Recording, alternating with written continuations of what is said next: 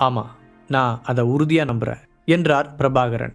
உடலில் சக்தி அதிகரிப்பதற்காக இந்த மாதிரியான டேப்லெட்டுகளை பயன்படுத்தும் பழக்கம் அவரை போன்ற பணக்காரர்களிடையே அதிகமாக புழக்கத்தில் இருந்தது. அதனால் அதை பற்றி நிறைய கேள்விப்பட்டிருந்த அவருக்கு ஹரிஷ் கொடுத்த டேப்லெட் உண்மையானது என்பதில் எந்த சந்தேகமும் ஏற்படவில்லை. ஹரிஷை நிமிர்ந்து பார்த்த அவர், நீ எங்கள் குடும்பத்துக்கு செய்கிற ஹெல்ப்புக்கு நாங்கள் ரொம்பவே நன்றி கடன் பட்டிருக்கோம். இதுக்கு எவ்வளவு நன்றி சொன்னாலும் தீராது என்று நெகிழ்ச்சியுடன் கூற, இப்படி சொல்கிறது உங்களோட பெருந்தன்மை தாத்தா. ஜீவா எனக்கு சொந்த அண்ணன் மாதிரி. அதனால் இந்த ஒரு டேப்லெட்டை தர்றது ஒன்றும் பெரிய விஷயம் இல்லை. ஹரிஷ் சாதாரணமாக பதில் சொன்னான். உன்ன மாதிரி ஒரு தம்பி கிடைச்சதுக்கு என் பேரன் உண்மையிலேயே அதிர்ஷ்டம்தான் பண்ணியிருக்கணும் என்று மனதார கூறிய பிரபாகரன் ஜீவாவிடம் திரும்பி, இந்தா, டைம் வேஸ்ட் பண்ணாமல் இந்த டேப்லெட்டை போட்டுக்கோ, உன் ஃப்ரெண்டு உனக்காக கொடுத்துருக்கான் என்றார். உடனே அதை மறுத்து தலையாட்டிய ஜீவா, இல்லை தாத்தா, இந்த டேப்லெட் இப்போ என்னை விட உங்களுக்கு தான் தேவைன்னு தோணுது. நீங்கள் ரொம்ப நாளாகவே இந்த மாதிரி எக்ஸ்ட்ரா சப்ளிமெண்ட்ஸ் எதுவுமே எடுத்துக்கிறது இல்லை. நான் காலேஜ் போனதுக்கப்புறம் உங்களுக்கு பிஸ்னஸில் அதிகமான வேலை இருக்கும்னு நினைக்கிறேன். ஸோ அது உங்களுக்கு ரொம்ப ஹெல்ப்ஃபுல்லாக இருக்கும் என்று கூறினான். அவர் மறுத்து தலையாட்ட, நான் இதை பற்றி கற்றுக்கிறதுக்காக தான் தாத்தா காலேஜே போக போகிறேன். அங்கே இது மாதிரி எனக்கு நிறைய டேப்லெட் கிடைக்கும் தாத்தா. ஸோ இப்போது இதை நீங்கள் சாப்பிடுங்க என்று அவரை வற்புறுத்தினான். பிரபாகரன் அதை மறுத்து ஏதோ கூற வர, எல்லாத்துக்கும் மேலே நீங்கள் தான் இந்த குடும்பத்தோட தலைவர் தாத்தா. நீங்கள் நல்லா இருந்தால் தான் இந்த குடும்பமும் நல்லா இருக்கும் சொன்ன ஜீவா அந்த மாத்திரையை வாங்காமல் அவருடைய கையில் வைத்தே மூடினான். ஆனால் ஜீவா அதை பற்றி மட்டும் கவலைப்படவில்லை. பிரபாகரனுக்கு வயதாகிவிட்டதால் அவர் உடல் நலத்தில் பிரச்சனைகள் ஏற்பட ஆரம்பித்திருந்தது. அதனால் இந்த மாத்திரை அவருடைய உடல்நிலையை மேம்படுத்த உதவலாம் என்று நினைத்தான். இதனால் இன்னும் பல ஆண்டுகள் அவனுடைய தாத்தாவை உயிரோடு வைத்திருக்க முடியும் என்ற பேராசை கூட அவனுக்குள் இருந்தது. உன் தாத்தா சொன்னா நீ கேட்க மாட்டியா ஜீவா? திடீரென்று பிரபாகரன் கோபப்படுவது போல நடித்தார். உண்மையில் அவருக்கு அந்த டேப்லெட்டை முயற்சி செய்து பார்க்க வேண்டும் என்ற எண்ணம் இருந்தது. ஆனால் தன்னை விட ஜீவாதான் இந்த குடும்பத்தின் எதிர்காலத்திற்கு முக்கியமானவன் என்று கருதினார். அதனால்தான் அந்த மாத்திரையை அவனுக்கே கொடுக்க முடிவு செய்தார். உங்க பேரன் சொன்னா நீங்க கேட்க மாட்டீங்களா தாத்தா என்று ஜீவா கூற, அந்த ஒரு மாத்திரையை வைத்து இருவரும் மாற்றி மாற்றி சண்டை போட்டுக் கொண்டிருந்தார்கள். அதை ரசித்து பார்த்தான் ஹரிஷ். ஜீவாவிற்கும் அவனுடைய தாத்தாவிற்கும் இடையில் இருக்கும் இந்த உறவு ஹரிஷுக்கு எப்போதுமே பிடித்தமான ஒன்று. அதனால் கொஞ்ச நேரம் அமைதியாக அவர்களை வேடிக்கை பார்த்தவன் பின்பு சிரித்து கொண்டே, ஐ திங்க் உங்களோட பிரச்சனைக்கு என்கிட்ட ஒரு சொல்யூஷன் இருக்குன்னு நினைக்கிறேன் என்று கூறினான். அவன் அப்படி என்ன செய்ய போகிறான் என்று எல்லோரும் ஆர்வமாக பார்க்க, பாக்கெட்டுக்குள் கைவிட்டு இன்னொரு பவர் பில்லை எடுத்து ஜீவாவிடம் நீட்டினான். அதை பார்த்து கண்களை விரித்த ஜீவா, ஹரிஷ் என்று ஏதோ சொல்ல வர தன் கையால் அவனுடைய வாயை மூடிய ஹரிஷ், ஏற்கனவே நீயும் உங்கள் தாத்தாவும் மாறி மாறி தேங்க்ஸ் சொல்லி என் காதில் ரத்தமே வருது. ஸோ அமைதியாக இந்த டேப்லெட் எடுத்துக்கோ, உனக்கு சீக்கிரமாக சரியானதானே நம்ம காலேஜில் போய் சேர முடியும் என்று முகத்தில் இருந்த சிரிப்பு மாறாமல் கூறினான். அதன் பிறகு அவன் சொன்னபடியே ஜீவாவும் அவனுடைய தாத்தாவும் ஆளுக்கு ஒரு டேப்லெட்டை எடுத்துக்கொள்ள அவர்கள் இருவரையும் அமைதியாக போய் படுக்கச் சொன்னான் ஹரிஷ். சரி திவ்யா, நீ ஜீவாவை உள்ளே கூட்டிகிட்டு போ, நான் கிளம்புறேன் என்று ஹரிஷ் வாசலை பார்த்து திரும்பினான். ஒரு நிமிஷம் ஹரிஷ் என்று குரல் கேட்க அவன் திரும்பி பார்த்தான். ஜீவாவின் அந்த 2 சொந்தக்காரர்களும் வேகமாக எழுந்து அவனிடம் வந்தார்கள். சாரி ஹரிஷ், நாங்கள் அவசரப்பட்டு தப்பா பேசிட்டோம், எங்களை மன்னிச்சிரு என்று பாவமாக முகத்தை வைத்துக்கொண்டு கூறினார்கள். உங்களை மன்னிக்கிற அளவுக்கு நான் ஒன்றும் பெரிய ஆள் இல்லை என்று ஹரிஷ் எந்த உணர்ச்சியும் இன்றி கூறினான். திடீரென்று அவர்கள் எதற்காக இப்படி நல்லவர்கள் போல நடந்து கொள்கிறார்கள் என்பது அவனுக்கு நன்றாகவே புரிந்தது. இல்லை ஹரிஷ், அது என்று அவர்கள் இழுக்க கை உயர்த்தி அவர்களை தடுத்த ஹரிஷ், சாரிங்க, இப்போதைக்கு என்கிட்ட 2 டேப்லெட் தான் இருந்துச்சு, அது 2ஐயும் நான் அவங்களுக்கு கொடுத்துட்டேன். வேலை கிடைக்கும்போது உங்களுக்கு இதே மாதிரி புதுசாக தயாரித்து கொடுக்குறேன் என்று கூறினான். ஆனால் உண்மையில் அவர்களுக்கு இந்த டேப்லெட்டை கொடுக்க ஹரிஷுக்கு விருப்பமில்லை. ஹரிஷ் இந்த அடிப்படையான பவர் டேப்லெட்டுகளை கடந்து ரொம்ப தூரம் வந்துவிட்டான். இப்போது அவனுக்கு அது தேவையே இல்லை. அதற்காக கேட்பவர்களுக்கெல்லாம் அந்த டேப்லெட்டை கொடுப்பது விபரீதத்தில் முடியலாம். அவர்கள் அவனை அவமானப்படுத்தியதையெல்லாம் ஹரிஷ் பெரிதாக நினைக்கவில்லை.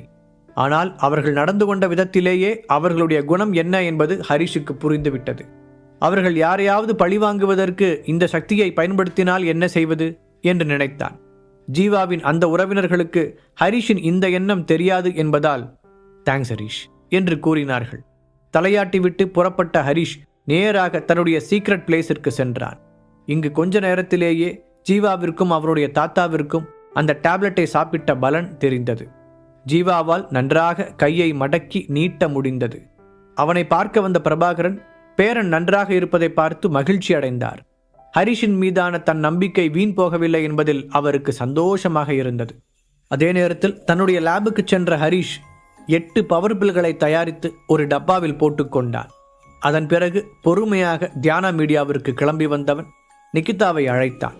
தான் கையெழுத்து போடுவதற்காக காத்திருந்த ஃபைல்களை ஒவ்வொன்றாக பார்த்து கொண்டே, என்கிட்ட சொல்றதுக்கு ஏதாவது முக்கியமான விஷயம் இருக்கா நிகிதா என்று அவளிடம் கேட்டான். கம்பெனியை பொறுத்த வரைக்கும் இப்போ எந்த பிரச்சனையும் இல்லை சார், எல்லாமே நல்லா தான் போகுது. நீங்கள் அந்த யுவராஜ் பிரச்சனையை சரி பண்ணதிலிருந்து இப்போ நம்ம கம்பெனிக்கு நிறைய விளம்பரங்களும் கிடைக்கிது என்று சந்தோஷமாக கூறினாள். உண்மையிலேயே இது ரொம்ப நல்ல விஷயம்தான். சரி, நீங்கள் போய் உங்கள் வேலையை பாருங்கள், நான் ஏதாவது தேவைன்னா கூப்பிட்றேன் என்ற ஹரிஷ் அடுத்த 4-5 மணி நேரங்கள் கம்பெனி வேலையில் மூழ்கி போனான். நிகிதா சொன்னது போலவே இப்போது கம்பெனியின் நிலைமை நல்லபடியாக முன்னேறி வந்து கொண்டிருந்தது. எல்லாவற்றையும் பார்த்து முடித்தவன் தீபக்கிற்கு ஃபோன் செய்து மற்ற நண்பர்களையும் அழைத்து கொண்டு தியானா மீடியாவிற்கு வரச் சொன்னான். ராஜேஸ்வரன் மாளிகையில் நடந்த அந்த பிரச்சனைக்கு பிறகு அவர்கள் எல்லோரும் ஒன்றாக சந்திக்கவே முடியவில்லை. இந்த முறை அவர்களை ஹரிஷ் அழைத்ததற்கு முக்கியமான காரணம் ஒன்று இருந்தது. அவர்கள் வந்த பிறகு அதை பற்றி பேசலாம் என்று முடிவு செய்தவன் கண்களை மூடி இருக்கையில் சாய்ந்தான். அடுத்த 1 மணி நேரத்தில் அவர்கள் 4 உள்ளே நுழைய எதிரில் இருந்த சேர்களை காண்பித்து உட்காரச் சொன்னான் ஹரிஷ். என்ன விஷயம் ஹரிஷ், எதுக்காக எங்களை திடீர்னு கிளம்பி வர சொன்ன என்று ஐராதான் முதலில் பேச்சை ஆரம்பித்தாள். அதுக்கு முன்னாடி நான் உங்ககிட்டலாம் சாரி கேட்டுக்கிறேன். நியூயார்க்லேருந்து உங்களை கூட்டிகிட்டு வந்ததுக்கப்புறம் என்னால் உங்கள் கூட டைம் ஸ்பெண்ட் பண்ணவே முடியல. என்னை சுற்றி அடுத்தடுத்து சில பிரச்சனைகள் நடந்ததுனால அதை சரி பண்ணவே நேரம் சரியாக போச்சு. அதனால தான் உங்களை வந்து பார்க்கவே முடியல என்று விளக்கமளிக்கும் விதமாக கூறிய ஹரிஷ், உங்கள் காயமெல்லாம் ஆறிடுச்சா என அக்கறையுடன் கேட்டான். பரவாயில்ல ஹரிஷ், எங்களால் புரிஞ்சிக்க முடியுது. அப்புறம் எங்கள் காயமெல்லாம் எப்போவோ ஆறிடுச்சு. தீபக் சாதாரணமாக பதில் சொன்னான். நான் ஒரு முக்கியமான விஷயம் பேச தான் உங்களை கூப்பிட்டேன். இப்போ இருக்கிறத விட ரொம்ப பெரிய ஒரு இடத்துக்கு போகிறதுக்காக நான் சில விஷயங்களை செய்ய போகிறேன்.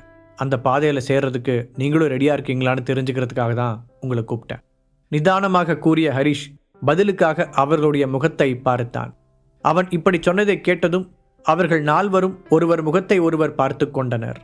கடைசியாக ஹரிஷை நேராக பார்த்த ராபர்ட், எதுவாக இருந்தாலும் நாங்கள் உங்களோட நிற்போம்னு உங்களுக்கு ஏற்கனவே தெரிஞ்சிருக்கும்னு நினைக்கிறேன். ஆனால் இப்போ ஏன் அதை திடீர்னு கேட்குறீங்க என்றான். எனக்கு தெரியும், இருந்தாலும் உங்ககிட்ட நேரடியாக கேட்டு கன்ஃபார்ம் பண்ணிக்க நினச்சேன். நீங்கள் இப்படி சொன்னதில் எனக்கு ரொம்ப சந்தோஷம். அப்புறம் உங்களுக்கு கொடுக்கறதுக்காக நான் ஒன்று வச்சுருக்கேன் என்ற ஹரிஷ் அந்த ஹெர்பல் டேப்லெட்டுகளை எடுத்து டேபிளின் மீது வைத்துவிட்டு, இது என்னன்னு உங்களுக்கு தெரியுமா என்று கேட்டான். இது ஹெர்பல் மெடிசன் தானே, மனுஷங்களுக்கு எக்ஸ்ட்ரா பவர் கொடுக்க யூஸ் பண்ணுறது மாதிரி இருக்குது அதானே? பிரசன்னா கேட்க ஹரிஷ் ஆமாம் என்று தலையாட்டினான். ஆமாம், இது மாதிரி ஒன்று தான் தீபக் எனக்கு கொடுத்தான். ஆனால் இது அது மாதிரி கிடையாது, ரொம்ப வித்தியாசமானது. முக்கியமாக எந்த சைடு எஃபெக்ட்ஸும் இல்லாதது. இதை நான் உங்களுக்காக தான் தயாரித்தேன். ஆனால் நீங்கள் எனக்கு ஒரு ப்ராமிஸ் பண்ணி தரணும். இதை நீங்கள் மற்றவங்களுக்கு கொடுக்கக்கூடாது. அதே மாதிரி நான் தான் உங்களுக்கு கொடுத்தேனோ வெளியில் சொல்லக்கூடாது என்று கூற அவர்கள் 4 சந்தோஷமாக சம்மதித்தார்கள். இன்றைய மார்க்கெட் நிலவரப்படி இது போன்ற ஒரு மாத்திரையே ரொம்ப காஸ்ட்லியானது என்று அவர்களுக்கு தெரியும். அப்படியே கேட்கும் விலை கொடுத்தாலும் கிடைப்பது அரிதாகவே இருந்தது. அதனால் ஹரிஷின் கையில் இருந்த அந்த மாத்திரைகளை நம்ப முடியாமல் பார்த்தனர். இதில் மொத்தம் 8 டேப்லெட்ஸ் இருக்குது. நீங்கள் எல்லாருமே ஆளுக்கு 2 எடுத்துக்கோங்க. இப்போ ஒன்று சாப்பிடுங்க, இன்னொன்று உங்களுக்கு எப்போ தேவையோ அப்போ யூஸ் பண்ணிக்கோங்க என்று கூறி அவர்களிடம் கொடுத்தான் ஹரிஷ். அவன் சொன்னது போலவே எல்லோரும் ஆளுக்கு ஒரு டேப்லெட்டை எடுத்து விழுங்க ஹரிஷ் அவர்களை அங்கிருந்த சோஃபாவில் அமைதியாக உட்கார வைத்தான். பின்பு அவர்கள் தெளிவாக இருக்கிறார்கள் என்பதை உறுதி செய்து கொண்டு தன்னுடைய திட்டத்தை விவரிக்க ஆரம்பித்தான். கிட்டத்தட்ட இரவு நெருங்கிய பிறகுதான் அந்த ஆலோசனை கூட்டம் முடிவுக்கு வந்தது. அவர்கள் 4 பேரும் தியானா மீடியாவை விட்டு வெளியே வந்தபோது முன்பை விட சக்தி வாய்ந்தவர்களாக உணர்ந்தார்கள்.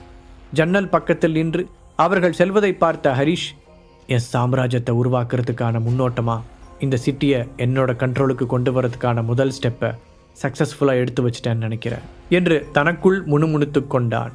ஹரிஷின் மீது அளவு கடந்த நம்பிக்கை வைத்திருந்த அவர்களும் அதற்கு சந்தோஷமாக சம்மதித்தனர். அடுத்த சில நாட்கள் வேகமாக கடக்க சிட்டியின் முக்கிய புள்ளிகள் எதிர்பார்த்து காத்திருந்த அந்த நாளும் வந்தது. நேச்சுரல் ஹீலிங் ஆர்ட்ஸ் காலேஜ் அதிகாரப்பூர்வமாக அதன் கதவுகளை திறந்தது. அன்றைய தினத்தில் அந்த காலேஜ் பில்டிங்கில் ஏற்கனவே 1000க்கும் மேற்பட்டவர்கள் கூடியிருக்க புதிய மாணவர்கள் வந்து கொண்டே இருந்தார்கள். அதில் யார் பெரிய பணக்காரர்கள், யார் பிரபலமானவர்கள் என்று ஆராய்ச்சி செய்து கண்டுபிடிப்பதில் ஒரு போட்டியே நடந்தது. அப்போது திடீரென்று கூட்டத்தில் ஒரு பெரும் சலசலப்பு ஏற்பட்டது. ஒரு பளபளப்பான ரெட் கலர் ஃபெராரி கார் வர எல்லோருடைய பார்வையும் அதன் மீது திரும்பியது. அதன் டிரைவிங் சீட்டில் இருந்து போஸ் இறங்க பின்னாடியே கயல்விழியும் இறங்கினாள்.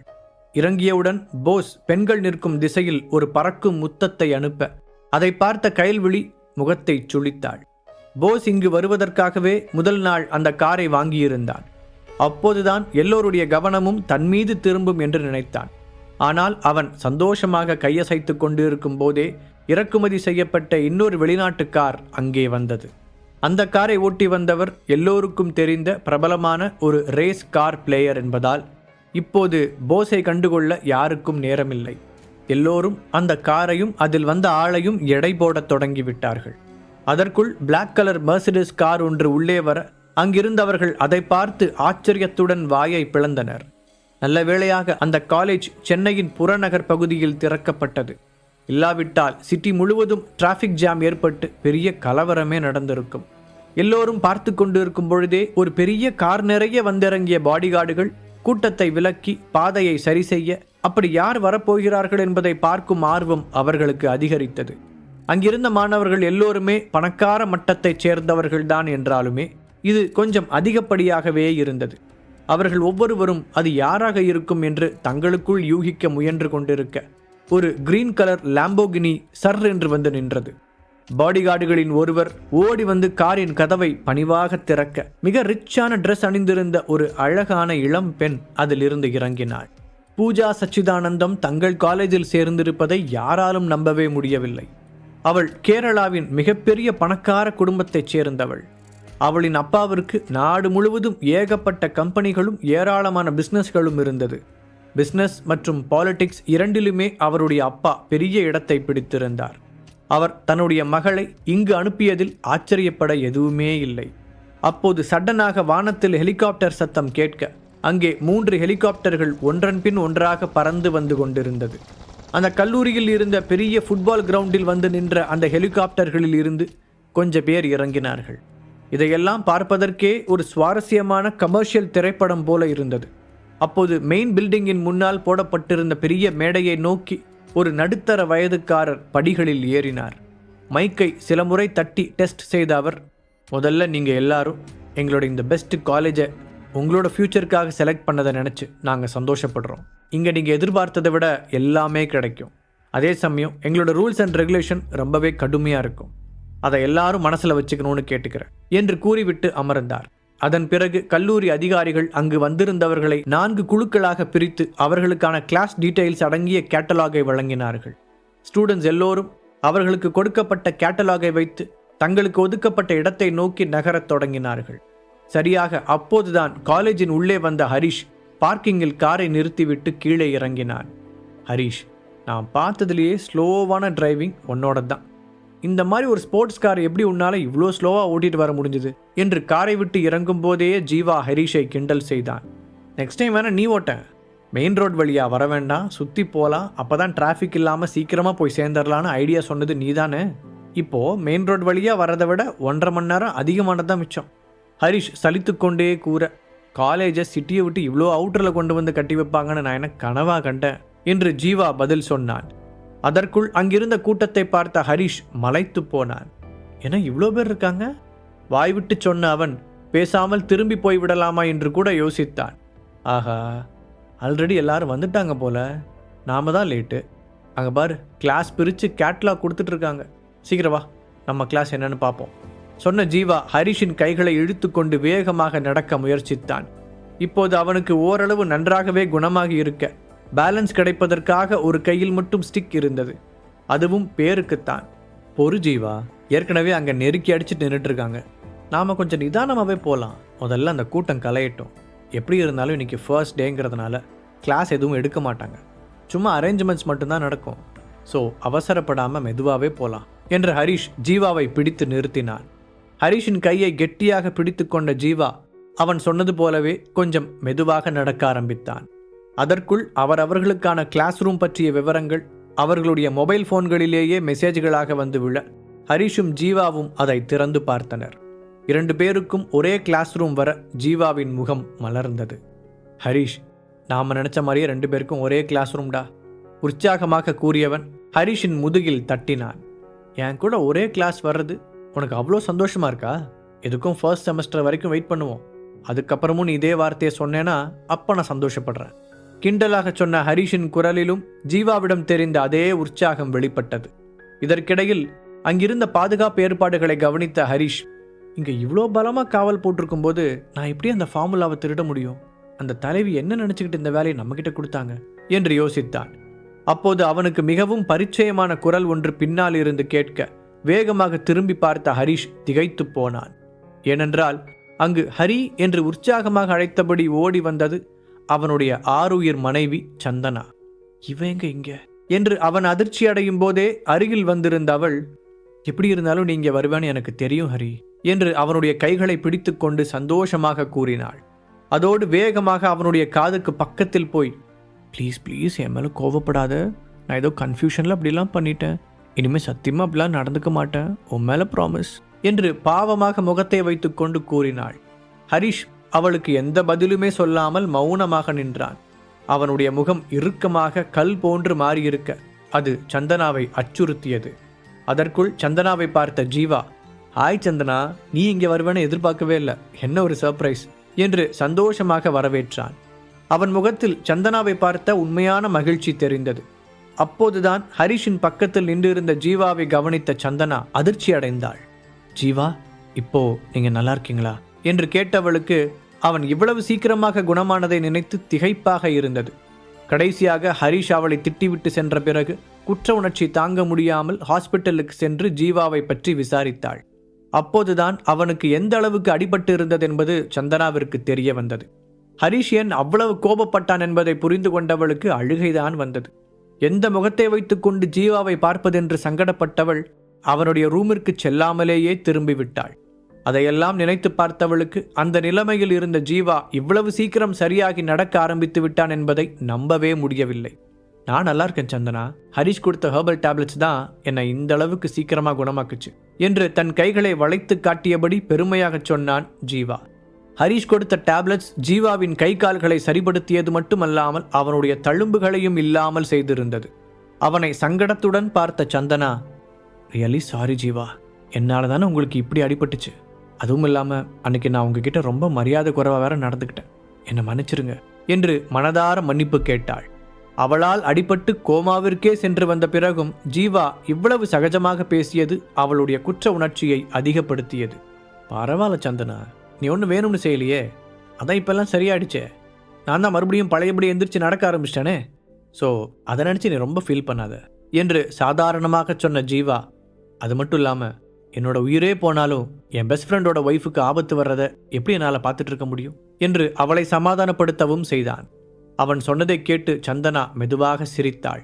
ஆனாலும் ஹரிஷ் இன்னும் அவளை கண்டுகொள்ளாமல் முறைத்தபடி இருப்பதை பார்த்து அவளுக்கு கலக்கமாக இருந்தது. சந்தனா கடந்த சில நாட்களாகவே நிறைய விஷயங்களை பற்றி யோசித்து கொண்டிருந்தாள். ஹரிக்கு எப்படி திடீர்னு இவ்வளோ பெரிய பெரிய ஆளுங்களெல்லாம் தெரிய ஆரம்பிச்சது? அன்னைக்கு நரேந்திரன் கூட சண்டை போட எப்படி அவனால் அவ்வளோ ஆளுங்களை கூட்டிகிட்டு வர முடிஞ்சது?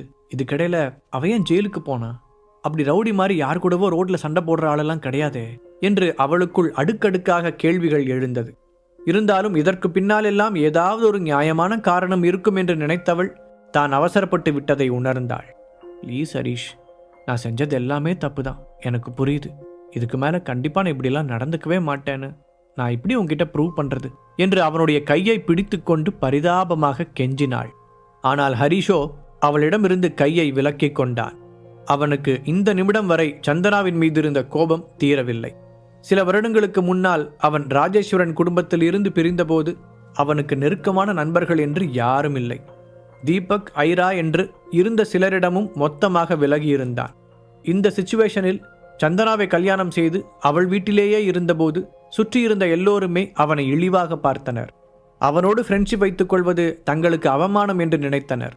அப்போது ஜீவாதான் முதல் முறையாக எந்த எதிர்பார்ப்பும் இல்லாமல் அவனோடு உண்மையான நட்புடன் பழகினான். அவனோடு பழகிய பிறகுதான் சகோதரன் என்ற வார்த்தைக்கான உண்மையான அர்த்தமே ஹரிஷுக்கு புரிந்தது. அவன் குடும்பம் தராத அன்பையும் அரவணைப்பையும் ஜீவா அவனுக்கு தந்திருந்தான். அப்படி இருக்கும்போது சந்தனாவின் அலட்சியத்தால் கிட்டத்தட்ட அந்த ஒரு சகோதரனையும் மொத்தமாக இழக்க இருந்தான். அன்றைக்கு அவன் அடைந்த மன உளைச்சலுக்கு அளவே இல்லை. அதிலிருந்து இன்னமும் கூட வெளியே வர முடியாததால் அவனால் சந்தனாவை மன்னித்து இயல்பாக ஏற்றுக்கொள்ள முடியவில்லை.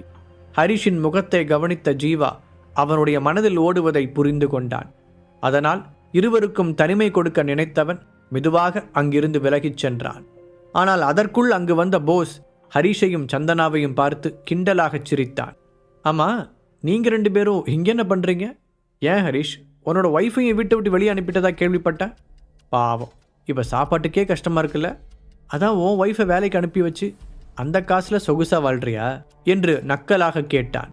போஸ், ஹரிஷ் கிட்ட தேவையில்லாமல் பிரச்சனை பண்ணக்கூடாதுன்னு உங்ககிட்ட ஏற்கனவே சொல்லியிருக்கேன்ல. கடுகடுப்பாக சொன்ன கைல்விழியின் முகம் போஸின் மீதான கோபத்தை வெளிப்படுத்தியது. அவள் காவல்துறையின் முக்கியமான போஸ்டிங்கில் இருந்ததால் ஹெர்பல் மெடிசன் போன்ற இயற்கை சார்ந்த விஷயங்களில் ஆர்வம் இருந்தபோதும் அவளால் காலேஜில் சேர முடியவில்லை. ஆனால் இன்று ஒரு நாள் லீவு கிடைக்க அவளுடைய ஃபியான்சியுடன் சேர்ந்து காலேஜுக்கு வந்திருந்தாள். கயல், நீ எப்போ பார்த்தாலும் ஏன் அவனுக்கு சப்போர்ட்டாகவே பேசிகிட்டு இருக்கான்னு புரியல. அப்படி என்னதான் இருக்கு அவன்கிட்ட? முதல்ல எந்த தைரியத்தில் இவன்லாம் இந்த காலேஜுக்கு வந்தான்? இவனுக்கெல்லாம் எப்படி இங்கே அட்மிஷன் தருவாங்க என்று முகத்தை சுளித்துக்கொண்டே கூறினான் போஸ். அவன் சத்தமாக பேசுவதை கேட்டு இன்னும் சிலரும் ஹரிஷை திரும்பி பார்த்தனர். பின்பு போஸ் பேசியதை வைத்து தங்களுக்குள் கிசுகிசுக்க தொடங்கினார்கள். போஸ் சொல்கிறதும் கரெக்டு தான். இவனை மாதிரி எந்த பேக்ரவுண்டுமே இல்லாத ஒருத்தனை எப்படி இந்த காலேஜுக்குள்ளே அலோவ் பண்ணாங்க? அதுவும் அந்த ஜீவன் பிரபாகரன் இவன் கூட க்ளோஸ் ஃப்ரெண்டாக இருக்கிறத நினச்சா எனக்கு ரொம்ப ஆச்சரியமாக இருக்குது என்று அவர்கள் முணுமுணுப்பாக பேசிக்கொள்ள அது ஹரிஷின் காதிலும் விழுந்தது. ஆனால் அதையெல்லாம் புறக்கணித்த ஹரிஷ் திரும்பி போஸை நேருக்கு நேராக பார்த்தான். நான் இந்த காலேஜில் படிக்கிறதுல உனக்கு என்ன பிரச்சனை? நீ ஒன்று எனக்கு சீட்டு வாங்கி தரல, அப்புறம் ஏன்டா வயிறு எறிகிற? உன்னால் முடிஞ்சா என்னை இந்த காலேஜை விட்டு வெளியே அனுப்பிப்பாரு, இல்லைன்னா ஒழுங்கு மரியாதையாக உன் வேலை என்னவோ அதை மட்டும் பார்த்துட்டு போ என்று முகத்தில் அடித்தது போல பதில் சொன்னான். ஹரிஷ் சொன்னதை கேட்டு ஆத்திரமடைந்த போஸ், ஆஃப்டர் ஆல் ஒரு லோ கிளாஸ் பையன், நீ எந்த தைரியத்தில் என்கிட்ட இப்படி பேசுகிற என்று எகிரிக்கொண்டு வர, போஸ் நீ இன்னும் திருந்தலையா? உனக்கு எத்தனை வாங்கினாலும் பத்தாதா என்று அவனுக்கு பக்கத்தில் இருந்து கம்பீரமான ஒரு குரல் கேட்டது. அங்கு ஒரு கையில் ஸ்டிக்கை பிடித்தபடி கோபமாக நின்று கொண்டிருந்தான் ஜீவா. ஹரிஷுக்கும் சந்தனாவுக்கும் தனிமை வேண்டும் என்று விலகி போன அவன் போஸ் கத்திக் கொண்டிருப்பதை பார்த்து திரும்பி வந்திருந்தான். நிதானமாக போஸை நெருங்கி வந்த ஜீவா அவனுடைய கன்னத்தில் ஓங்கி அறைந்தான்.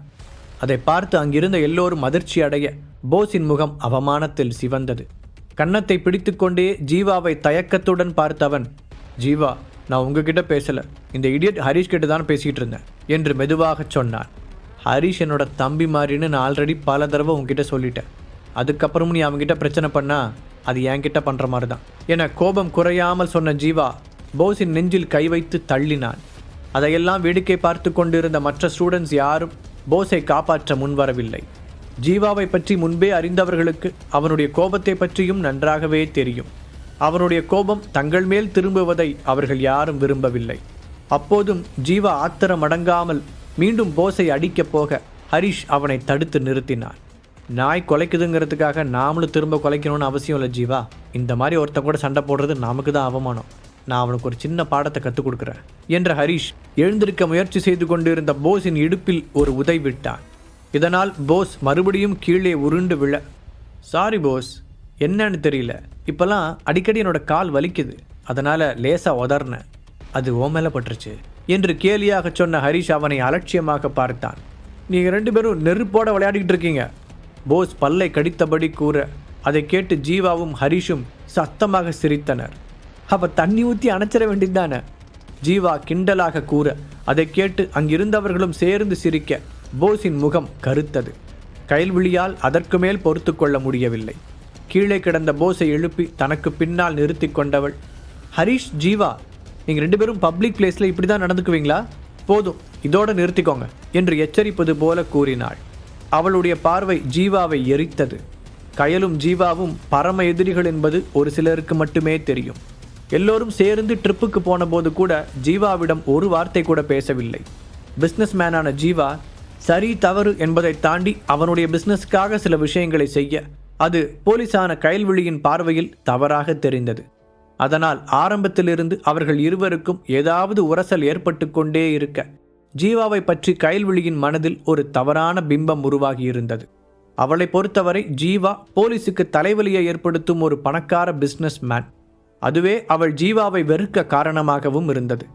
அவர்கள் இருவருக்கும் இடையில் இருந்த புகைச்சலை இதுவரை பொது இடங்களில் காட்டிக்கொள்ளாமல் இருந்ததால் ஹரிஷுக்கு கூட அதை பற்றி தெரியவில்லை. அதோடு ஜீவா புத்திசாலியாக இருந்ததால் கயல்விழி அவனை கைது செய்ய முயற்சித்த போதெல்லாம் அவன் சாமர்த்தியமாக தப்பித்து கொண்டான். அது கயல்விழியின் ஈகோவை ரொம்பவே பாதித்தது. இதை பற்றியெல்லாம் தெரியாத ஹரிஷ் கயல்விழி ஜீவாவை முறைப்பதை பார்த்து கோபமடைந்தான். அதனால் அவளை நேருக்கு நேராக பார்த்தவன், ஏசிபி மேடம், இந்த போஸ் உங்களோட வருங்கால ஹஸ்பண்டுங்கிறதுக்காக இப்படி பாரபட்சமாக நடந்துக்காதீங்க. முழு கதையையும் கேட்டு மகிழ பாக்கெட் FM ஆப்பை டவுன்லோட் செய்யுங்கள். லிங்க் டிஸ்கிரிப்ஷனில் கொடுக்கப்பட்டுள்ளது.